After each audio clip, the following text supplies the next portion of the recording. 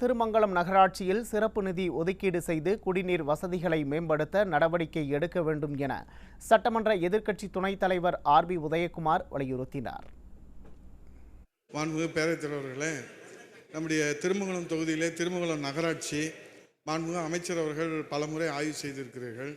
அது மதுரை மாநகராட்சிக்கு மிக அருகாமையிலே அமைந்திருக்கிற காரணத்தினாலே அந்த பகுதி விரிவடைந்து கொண்டே செல்கிறது.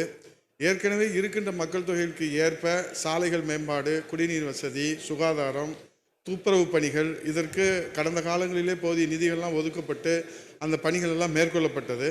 தற்போது அதிகரித்து வருகின்ற தேவைக்கு ஏற்ப இந்த சாலை மேம்பாடு, இந்த குடிநீர் வசதி, கூட்டு குடிநீருக்கு மாண்புமிகு அமைச்சர்கள் அனுமதி கொடுத்துருக்கிறீங்க. மேல் நிறுத்தி தட்டி கட்டிக்கிட்டு இருக்கிறாங்க. இருந்த போதிலும் அங்கே பற்றாக்குறை இருக்கிறது.